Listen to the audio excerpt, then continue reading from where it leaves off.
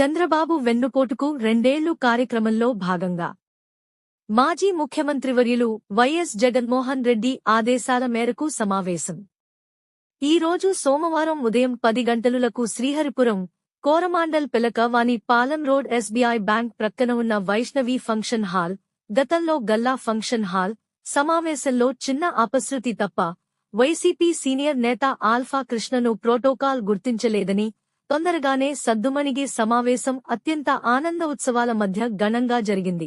మీటింగ్లో ముందుగా కూటమి ప్రభుత్వం వైఫల్యాలు వివరిస్తూ ఫోటో ఎగ్జిబిషన్ ప్రదర్శించడమైనది.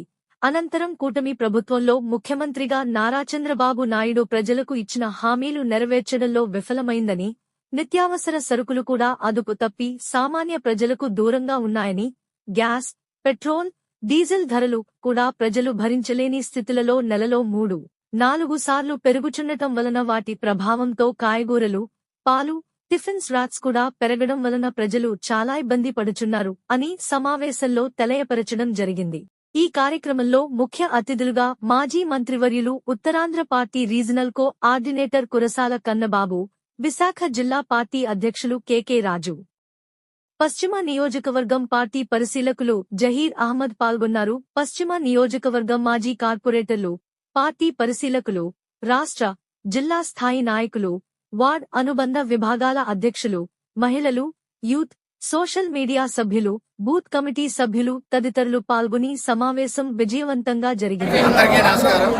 విశాఖపట్నం పశ్చిమ నియోజకవర్గం పారిశ్రామిక ప్రాంతంలో మరి ఈరోజు ఈ రాష్ట్రానికి, రాష్ట్ర ప్రజలకి చంద్రబాబు నాయుడు కూటమి ప్రభుత్వం ఏ రకంగా వెన్నుపోటు పొడిచింది ఈ 2 సంవత్సరాల్లో అనే కార్యక్రమంలో భాగంగా మరి ఈరోజు పశ్చిమ నియోజకవర్గంలో ఉన్న 14 వార్డుల నుంచి మరి నాయకులు, కుల సంఘాల వాళ్ళు, పెద్దలు, అలాగే కార్పొరేటర్స్, మాజీ కార్పొరేటర్స్, అధ్యక్షులు, అలాగే ముఖ్య అతిథిగా రీజనల్ కోఆర్డినేటర్ కన్నబాబు గారు, జిల్లా అధ్యక్షులు కె రాజు గారు, పశ్చిమ నియోజకవర్గ పరిశీలకులు డాక్టర్ జహీర్ అహ్మద్ గారు అందరి సమక్షంలో ఒక సమావేశాన్ని ఏర్పరిచారు.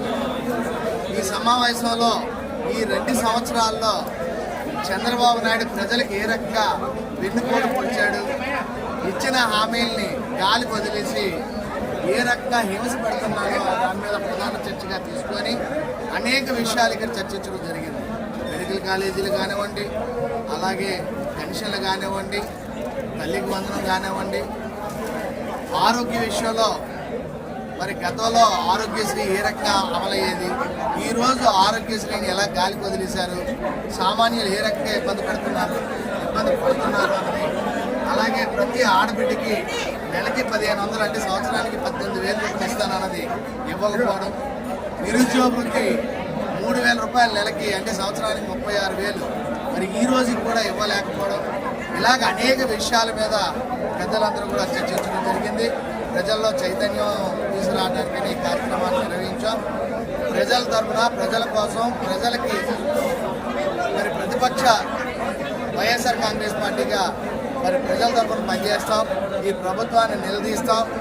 ప్రభుత్వం మెడలు వచ్చైనా సరే వాళ్ళు ఇచ్చిన హామీలన్నీ నెరవేర్చే వరకు మా పోరాటం ఆగదని చెప్పి ఈ సందర్భంగా మీ అందరికీ కూడా విజ్ఞప్తి చేస్తూ ప్రజల సహాయ సహకారాలు మాకు ఎప్పుడు కూడా అందివ్వాలని చెప్పి ఈ సందర్భంగా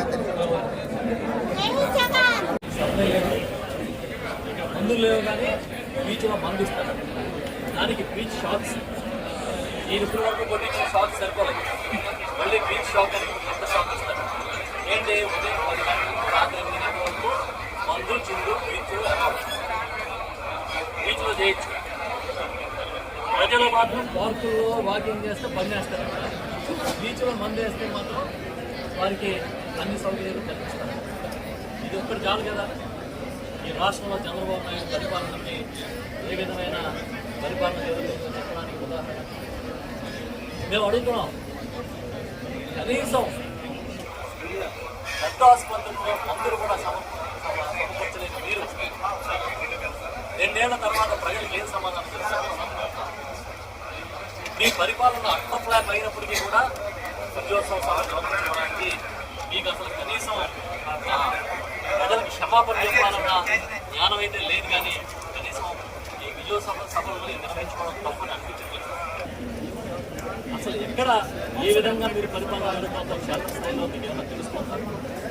అందుకే మా నాయకుడు జగన్మోహన్ రెడ్డి గారి నాయకత్వంలో ఇవాళ మిమ్మల్ని ఎండగట్టే కార్యక్రమం వీధిన ఊరున జరుగుతుంది. చేసి తీరుతామని చెప్తున్నాం. మీ రెడ్ బుక్తో ఎంతమందిని విడుదలలేరు, ఎన్ని కొనలేరు అనే విషయాన్ని తెలుసుకోండి. మీ పార్టీలోనే మీరు సర్వేలు చేసుకుంటే మీ కార్యకర్తలు ఏం చెప్పుకున్నారో మీకు అర్థం చేస్తుంది.